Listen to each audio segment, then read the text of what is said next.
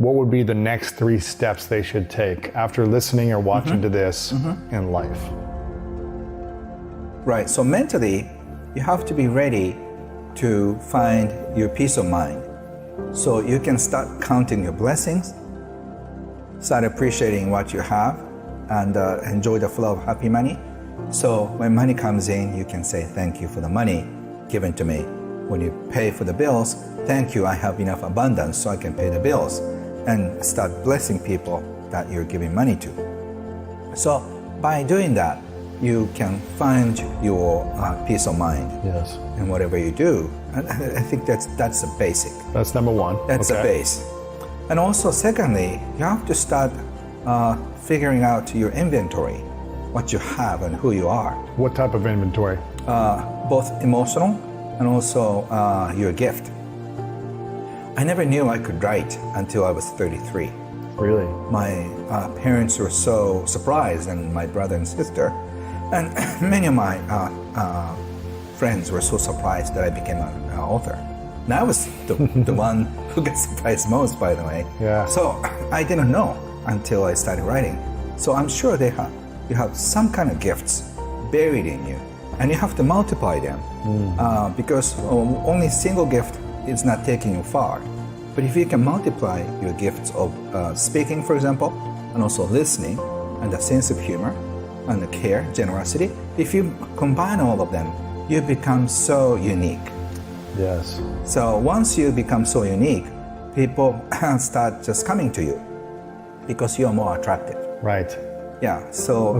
Okay, so that's number 2, is find out your inventory of your assets and your gifts.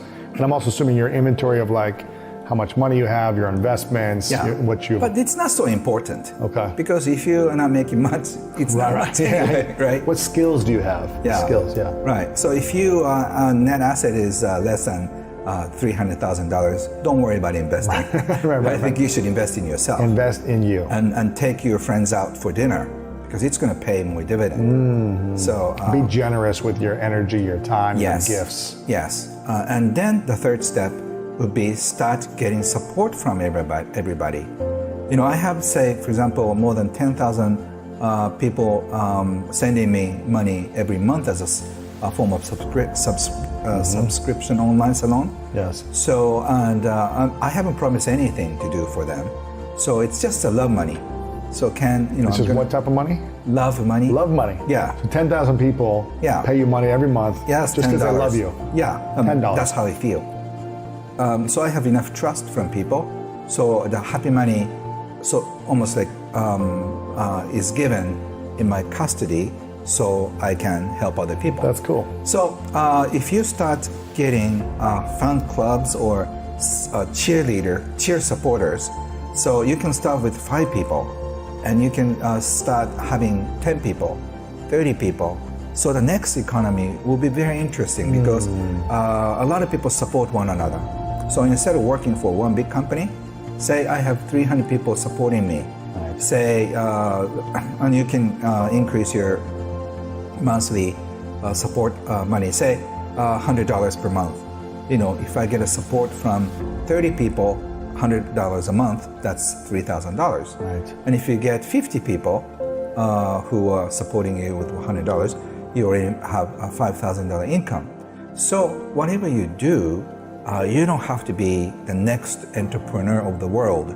You can satisfy, or at least you can have deep connection with 50 people or 100 people who love you so much and who's not going to let you down when you fall. Yes. So if you have that strong trust from people, you don't have to worry about money for the rest of your life.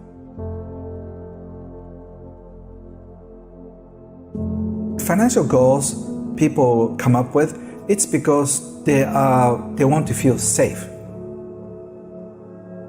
Sense of security. So you don't need to have a goal of $1 million, because when you reach $1 million, you feel like this is not enough. I need more, right? I need 2. And when you reach 2 millions, no, I think I should have 10. 3. Yeah, 3. Yeah, so instead, what I would recommend, imagine a joint account with your wealthiest acquaintance. You can think of me, or for me, I think of my mentor Wahid Takeda or Warren Buffett. think about your imaginary joint account. And when something bad happens, you can withdraw as much money as you want. Really? So this fun illusion, like imagination. What does that do for you when you have that imagination? You feel that you're not alone. Just imagine if you get that sense of security. Louis, I'm gonna just keep you afloat as long as I live. Wow.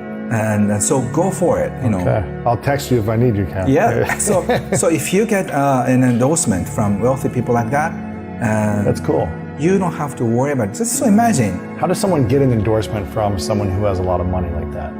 What can they do? I think you have to live your life purposes. That's another subject.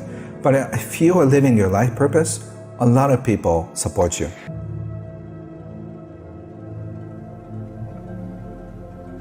In my mind, wealth is an emotion.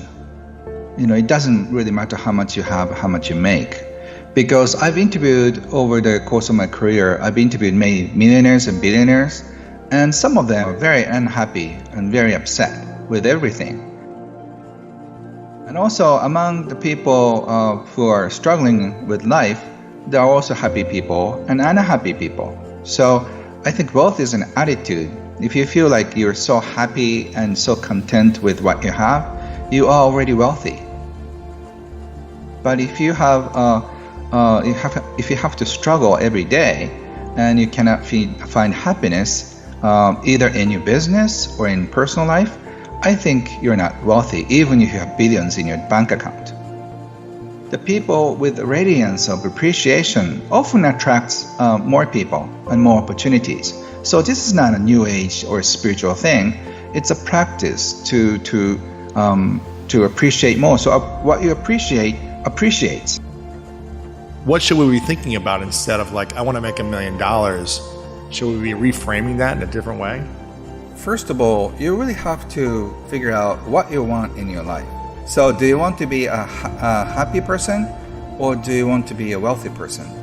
You can take both, but the way to happy and wealthy people only has an opening who aim for happiness first. I love this because most people think once I'm there, then I'll be happy, then I'll respect myself, then I'll get the attention I want. But what I'm hearing you say is the only way to happy and wealthy is through happiness first.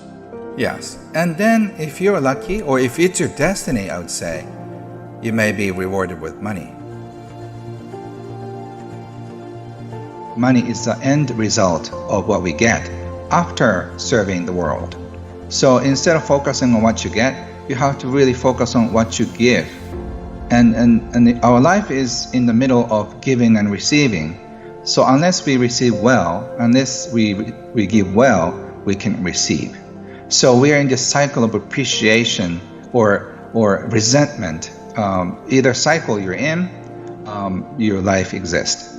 So if you start appreciating your life about everything, including money, your life will be filled with money and appreciation. If your life will be filled with resentment, anger, and fear around money and also around life, your life will be also surrounded by fear and resentment and anxiety. Whatever you invest could end up in half or 30% down. So instead, I recommend people start looking at invisible assets. Because what if you lose everything overnight?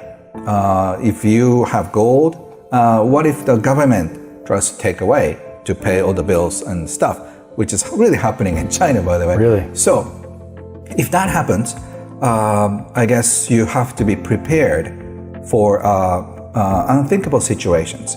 But as I said, if you have so many friends who can support you financially or emotionally, you're okay. So instead of having so much money in the bank account, you should have the trust and strong connections with friends around you and also reputation with your clients. So whatever happens, if you have the strong connections with people around you, you can start over from from zero. from zero. I asked you this in our last interview. I said, okay, Ken, imagine you've lost all your money right now. And you had to make $1 million in a year. I don't know if you remember your answer, but I asked you this and you said, I said, what would you do? And you said, well, I would just call my friends up and say, can you give me money? I'd call 10, 20 of my friends up and say, can you give me 100,000 each? Or can I stay in your house for free? And you would offer a service to those wealthy friends that you've created trust and invisible assets with. Right. And sell them something new or whatever it might be. And it's because you have great relationships. Right. That's why you can do that. Yes. So what I'm hearing you say, Ken, is it's important to invest in yourself, which is developing more credibility, respect, and a better reputation with your friends, your colleagues, the industry you're in, your team, things like that. So that if that happens, you'll be able to get something going again. Yeah, so in a sense, I'm having a huge deposit to people's heart. I have given away my booklet for free to 2.3 million people. Wow. So I have a list of those people that I have given away, right? And so they feel like they owe me.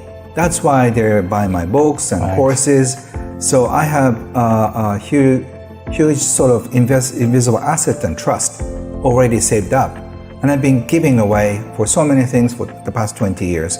I've done lectures for free. I've done so many volunteer work for the people who are in need. So I have this reputation and trust among people.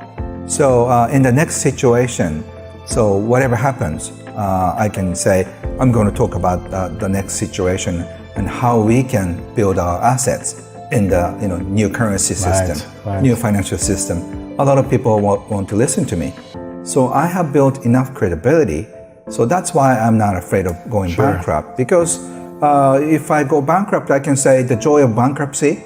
I can just say 8 steps to recover from bankruptcy. Right, you have a new book. Right, whatever that is. I did, and I'll teach you how to do it. Yeah. Right, so I'm not worried about anything at all.